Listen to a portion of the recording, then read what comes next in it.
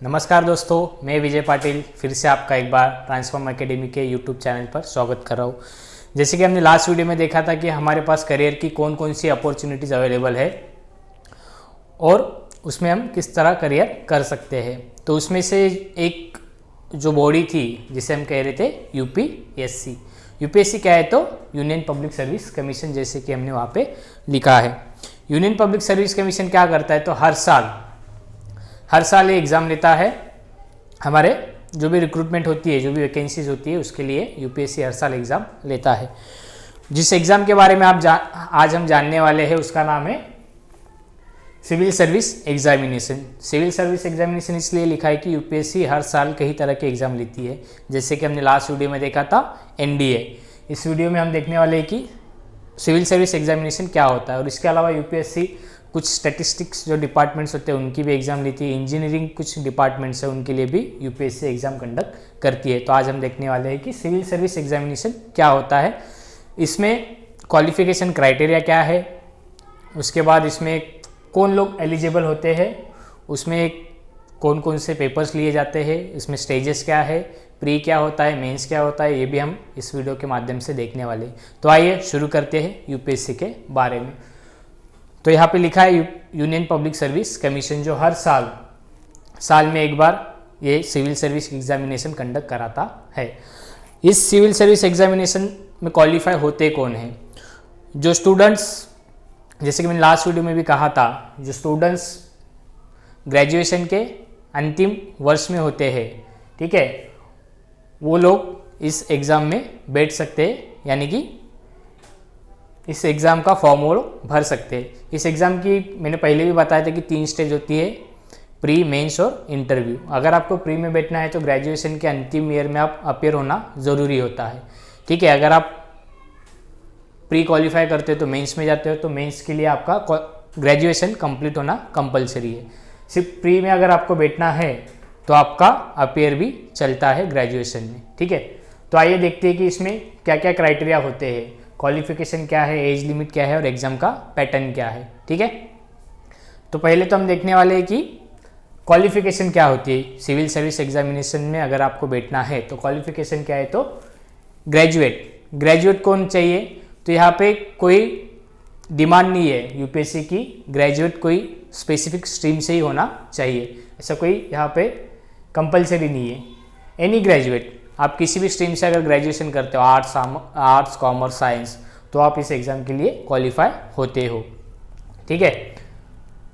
यहाँ पे यूपीएससी ने कुछ एज लिमिट डिसाइड की है, ठीक है, जो सेंट्रल गवर्नमेंट द्वारा जारी की जाती है। तो आपकी कैटेगरी वाइज यहाँ पे एज लिमिट मैंने यहाँ पे लिखी हुई है, तो हम देख सकते हैं उसको। जनरल कैटेगरी जो होती है उनकी एज लिमिट है 21 से लेके 32 एज तक, ठीक है। उसके बाद ओबीसी होती है। ओबीसी क्या है? तो अदर बैकवर्ड क्लास, उनकी एज लिमिट क्या है? तो 21 से 35 ईयर तक। एससी एसटी के लिए क्या है? 21 से 37 ईयर तक। ओबीसी के लिए 3 ईयर का एक्सटेंशन है और एससी एसटी के लिए 5 ईयर का एक्सटेंशन यहाँ पे दिया गया है। इसी के साथ साथ सिर्फ एज होना ही क्राइटेरिया नहीं है, ठीक है। इसी के साथ साथ आपको कुछ नंबर ऑफ अटेम्प्ट भी इस एग्ज़ाम में देने होते हैं। आप कितनी भी बार इस एग्ज़ाम को बैठ नहीं सकते या फिर दे नहीं सकते हो। तो यहाँ पे भी कैटेगरी वाइज यहाँ पे डिवाइड किया गया है कि आप कितनी बार अटेम्प्ट दे सकते हो। फर्स्ट है जनरल कैटेगरी। जनरल कैटेगरी के लिए हमें 6 अटेम्प्ट दिए जाते हैं, मतलब आप 6 बार इस एग्ज़ाम को अपेयर कर सकते हो या फिर इस एग्ज़ाम को दे सकते हो, ठीक है। उसके बाद ओबीसी के लिए 9 अटेम्प्ट, ठीक है, 9 बार आप इस एग्ज़ाम में बैठ सकते हो। और एससी और एसटी के लिए कोई अटेम्प्ट यहाँ पे दिया गया नहीं, आपकी जब तक एज लिमिट है तब तक आप इस एग्ज़ाम को दे सकते हो, ठीक है। इसके बाद हम देखते हैं कि इसका एग्ज़ाम पैटर्न क्या है, ठीक है। एग्ज़ाम पैटर्न में मैंने जैसे कहा है कि प्री है, मेंस है और उसके बाद इंटरव्यू होता है। प्री जो एग्ज़ाम है ये क्वालिफाइंग एग्ज़ाम होती है। यहाँ पे स्क्रीनिंग किया जाता है स्टूडेंट्स का, ठीक है। यहाँ पे काफ़ी लाखों बच्चे बैठते हैं, उसमें से कुछ सिलेक्टेड बच्चों का यहाँ पे सिलेक्शन किया जाता है मेरिट के द्वारा। तो ये प्रिलिमिनरी एग्ज़ाम होती कितने मार्क्स की है और इसमें सब्जेक्ट क्या क्या होते हैं और कितने पेपर्स इसमें लिए जाते हैं उसके बारे में हम देखते हैं। प्रिलिमिनरी एग्जाम होती है 400 मार्क्स की, 400 मार्क्स। इसमें 2 पेपर होते हैं 200 मार्क्स के। पेपर 1 है जीएस और पेपर 2 है सीसेट। जीएस क्या है पेपर 1 में? तो जनरल स्टडीज जो होता है 200 मार्क्स के लिए, और 100 क्वेश्चन यहाँ पे दिए गए होते हैं। ईच क्वेश्चन को 2 मार्क्स है, ठीक है, 2 मार्क्स ईच क्वेश्चन। तो इसमें सब्जेक्ट क्या क्या होते हैं? तो 6, 7, 8 तरीके के सब्जेक्ट यहाँ पे यूपीएससी ने हमको डिस्क्राइब किया है। हिस्ट्री है, ज्योग्राफी है, इंडियन पॉलिटी है, इकोनॉमी है, साइंस है, ठीक है। उसके बाद हमारा एनवायरनमेंट का एक टॉपिक यहाँ पे कवर किया जाता है, एनवायरनमेंट है, इकोलॉजी है, और एक आता है हमारा करंट अफेयर, जहाँ पे हमें 100 मार्क्स के लिए 100 क्वेश्चन पूछे जाते हैं 200 मार्क्स के लिए। सेकेंड पेपर आता है सीसेट। सीसेट भी क्या है? तो 200 मार्क्स का पेपर है, लेकिन यहाँ पे क्वेश्चंस का जो नंबर है यहाँ पे हमें कम दिखाई दे रहा है, 80 क्वेश्चन से। 80 क्वेश्चन, तो एक क्वेश्चन को आता है हमारे 2.5 मार्क्स, ठीक है। तो 80 क्वेश्चन 2.5 मार्क्स 200 मार्क्स के लिए। इसे हम लोग क्या कहते हैं? सीसेट। सीसेट क्या होता है? तो सिविल सर्विस एप्टीट्यूड टेस्ट। यहाँ पे आपके एप्टीट्यूड की टेस्ट की जाती है, ठीक है। तो इसके अंदर भी कुछ सब्जेक्ट उन्होंने हमें सब सिलेबस में दिया गया है, तो हम लोगों डिस्क्रिप्शन में हम आपको सिलेबस की कॉपी एक देने वाले हैं, तो आप उसमें देख सकते हो। तो इसमें होता क्या है सिविल सर्विस एप्टीट्यूड में? तो एक कॉम्प्रिहेंशन होता है, ठीक है। आपको कुछ पैसे दिए जाएंगे, उसके ऊपर आपको पैसे सॉल्व करने होते हैं, और वहीं पे उसके आंसर दिए होते हैं। उसके बाद होता है हमारा डिसीजन मेकिंग के कुछ क्वेश्चंस आते हैं। उसके बाद हमारा एप्टीट्यूड आता है, मैथ्स आता है, रीजनिंग आता है, उसके ऊपर कुछ क्वेश्चन पूछे जाते हैं। इन दोनों पेपर में डिफरेंस क्या है? ठीक है, दोनों भी 200 मार्क्स के लिए है। फर्स्ट पेपर जो है 200 मार्क्स का है, जिसके ऊपर हमारा मेरिट लगाया जाता है 200 मार्क्स पे। और सेकंड पेपर जो है वो क्वालिफाइंग पेपर है, जहाँ पे हमको सिर्फ 33% मार्क्स स्कोर करना होता है, जो हमारे मेरिट में काउंट नहीं होता है, ठीक है। सिर्फ आपको क्या करना है, पेपर 2 सीसेट में 33% मार्क्स स्कोर करना है। अभी 200 मार्क्स का 33% होता है 67%, ठीक है। 67 या 66% के आसपास आपको मार्क्स कवर करना होता है। और अभी यहाँ पे हम क्या देखने वाले कि यहाँ पे सिर्फ आपको क्वेश्चन अटेम्प्ट ही नहीं करना है, लेकिन आपको उसके साथ एक्यूरेसी भी मेंटेन करनी होती है। तो यहाँ पे अगर आपको एक्यूरेसी मेंटेन करनी है, अगर आप एक्यूरेसी मेंटेन करते नहीं हो, तो आपको यहाँ पे पेनल्टी भी दी जाती है। अगर आप 3 क्वेश्चन रॉन्ग करते हो, तो आपको वहाँ पे 1 क्वेश्चन की पेनल्टी वहाँ पे भरनी है, ठीक है। अगर आपके 3 क्वेश्चन रॉन्ग हो रहे हैं, तो वहाँ पे आपका जो राइट आंसर है उसमें से 1 मार्क्स आपका 1 क्वेश्चन का मार्क्स यहाँ पे कट किया जाता है। तो इस चीज़ का भी हमें यहाँ पे ध्यान रखना है, ठीक है। ये तो हो गया प्रीलिम एग्जाम के बारे में। तो आपका मेरिट किस पे लगेगा? इन 200 मार्क्स पे। तो हमें फोकस करना है इन 200 मार्क्स पे। तो ये जो 200 मार्क्स है हमें सिर्फ क्वालिफाइंग है, जहाँ पे हमें सिर्फ 33% मार्क्स ही कवर करने होते हैं, ठीक है। यहाँ पे अगर आप मेरिट में आते हो 200 मार्क्स के, तो आपको मेंस के लिए क्वालिफाई किया जाता है। तो मेंस में कितने पेपर है, क्या क्या सब्जेक्ट है, कितने मार्क्स के लिए मेंस ली जाती है, ठीक है, उसको हम देखने वाले हैं, ठीक है। तो आपका ये जो प्री का मार्क्स है ये यही तक ही है, ठीक है। ये सिर्फ क्वालिफाइंग है, ये 200 मार्क्स से आपको क्वालिफाई करता है मेंस के लिए। एक बार आप मेंस में गए तो आपका ये मार्क्स फिर से काउंट नहीं होता है। जो मेंस का मार्क्स है उसी के बदौलत आपको एग्ज़ाम देनी होती है और पोस्ट आपको लेनी होती है, ठीक है। तो हम देखेंगे कि कितने मार्क्स के लिए अभी मेंस है और उसके क्या क्या सब्जेक्ट होते हैं, ठीक है। और एक चीज़ इसमें यह है कि अगर आप प्री देते हो और प्री आप क्लियर नहीं होते हो, तो आपका ये अटेम्प्ट काउंट होता है। कहाँ पे? यहाँ पे, ठीक है। अगर आपने सिर्फ फॉर्म भरा है और आप एग्ज़ाम के लिए गए नहीं, तो आपका अटेम्प्ट में काउंट नहीं होगा, ठीक है।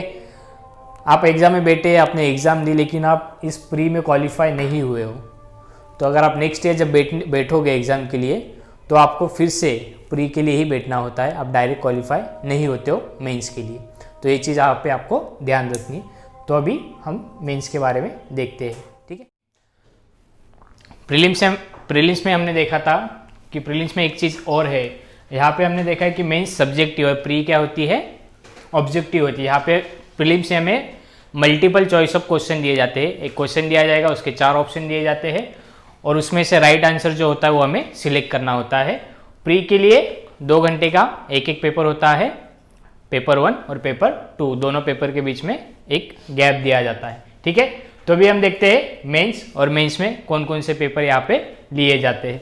मेंस जो है वो सब्जेक्टिव, यहाँ पे हमें आंसर राइट करने होते, लिखने होते, प्री की तरह यहाँ पे ऑब्जेक्टिव नहीं है। ठीक है, तो अभी हम लोग मेंस में देखेंगे कि कौन कौन से पेपर यहाँ पे हमें लिखने हैं। ठीक है, तो यहाँ पे अभी देखते हैं, पहला पेपर है पेपर 1, जिसे कहा गया है कंपलसरी इंडियन लैंग्वेज। मतलब भारत में जितनी भी लैंग्वेज है उसमें से आप कोई भी एक लैंग्वेज सिलेक्ट कर सकते हो और उसमें आपको ये पेपर लिखना होता है, जिसके लिए हमें 300 मार्क्स के लिए पेपर लिखना होता है और 3 घंटे का समय हमें यहाँ पे दिया गया है। इस पेपर में आता क्या है, तो हमें यहाँ पे कुछ पैसेजेस आएंगे जिसे हम कॉम्प्रिहेंसिव कहते हैं, छोटे छोटे पैसेजेस आते हैं जिसे हमें सॉल्व करना होता है। कुछ ग्रामेटिकल चीज़ें हमें यहाँ पे पूछी जाएगी, कुछ पैसेज जो होते हैं हमें ट्रांसलेट करने होते। पेपर ए और पेपर बी, ये हमें एक इंडियन लैंग्वेज लेनी है। सेकंड पेपर जो है इंग्लिश लैंग्वेज का होता है, कंपलसरी सभी को लेना होता है। इसे भी हमें 300 मार्क्स के लिए लिखना होता है और 3 घंटे का समय यहाँ पे भी हमें दिया गया है। ये दोनों पेपर ए और पेपर बी जो है ये सिर्फ क्वालिफाइंग पेपर है। अगर आपको मेंस में मेरिट में आना है तो आपके मेंस के मेरिट में मार्क्स काउंट होते नहीं है, लेकिन आपको ये पेपर क्वालिफाई करने होते हैं 33% के साथ। अगर आप इसमें 33% मार्क्स स्कोर नहीं करते हो तो आपको मेंस एग्जाम आप क्लियर नहीं हो, ऐसा समझा जाता है। तो अगर आपको मेंस पूरी तरह क्लियर करनी है तो ये दोनों पेपर में आपको क्वालिफाइंग मार्क्स कवर करना होता है। अभी हम देखते हैं कि कंपलसरी पेपर कौन कौन से हैं। कंपलसरी पेपर अगर हम यहाँ पे एक देखते हैं तो paper 1, paper 2, paper 3, paper 4, paper 7 तक हमें यहाँ पे देखना है। पेपर 1 क्या है, तो ऐसे राइटिंग होता है। यहाँ पे हमें मल्टीपल टॉपिक्स पे पेपर लिखने होते हैं। जो भी हमारे सोशल इश्यूज होते हैं उसके ऊपर हमें ऐसे आएंगे, जो भी कुछ प्रॉब्लम्स है उसके ऊपर हमें ऐसे लिखना होता है, जो 250 मार्क्स के लिए और 3 घंटे का समय यहाँ पे हमें दिया गया है। पेपर 2 क्या है, तो पेपर 2 में हमें इंडियन हिस्ट्री पूछी जाएगी, इंडियन ज्योग्राफी पूछी जाएगी, वर्ल्ड की हिस्ट्री पूछी जाती है, यहाँ पे कल्चर के बारे में कुछ क्वेश्चंस आएंगे। तो यहाँ पे भी हमें क्या है 250 मार्क्स के लिए लिखना है और 3 घंटे का समय यहाँ पे भी हमें दिया गया है। कुछ क्वेश्चंस दिए जाते हैं, उसके आंसर हमें शॉर्ट्स में लिखने होते हैं, कुछ वर्ड्स की वहाँ पे लिमिट दी गई है। ठीक है, पेपर 3 क्या है, तो पेपर 3 में हमें दिखता है पॉलिटी, इंडियन पॉलिटी यहाँ पे दिखाई देगा आपको, यहाँ पे इंटरनेशनल रिलेशनशिप दिखाई देता है। उसके बाद पेपर 3 में होता है कि कुछ लॉज है उसके बारे में भी हमें यहाँ पे क्वेश्चन पूछे जाते हैं। यहाँ पे भी सेम टाइमिंग है और सेम मार्क्स के लिए यहाँ पे पूछा गया है। पेपर 4 क्या है, तो साइंस एंड टेक्नोलॉजी, ठीक है, इकोनॉमिक्स, सस्टेनेबल डेवलपमेंट, उसके ऊपर यहाँ पे क्वेश्चन पूछे जाते हैं। यहाँ पे भी पेपर 4 के लिए भी सेम मार्क्स है और सेम टाइमिंग यहाँ पे दिया गया है। पेपर 5 क्या है, तो एथिक्स एंड इंटीग्रिटी, ठीक है, एक टॉपिक यहाँ पे हमें सिविल सर्विस एग्जामिनेशन में दिखाई देता है, जिसके लिए भी सेम मार्क्स और सेम टाइमिंग यहाँ पे हमें दिया गया है। ठीक है, उसके बाद आता पेपर 6 और पेपर 7। ये क्या है, तो ऑप्शनल पेपर है। ऑप्शनल पेपर आपको है एक ही सब्जेक्ट होता है लेकिन उसके 2 पेपर हमें यहाँ पे देने होते हैं। यूपीएससी ने कुछ लिस्ट दी गई है, उसके अंदर कुछ सब्जेक्ट हमें दिए गए, उसमें से कोई भी एक सब्जेक्ट आप सिलेक्ट कर सकते हो और उसे अपना ऑप्शनल बना सकते हो। ठीक है, तो आपको 2 पेपर देने होते हैं एक ही सब्जेक्ट लेके।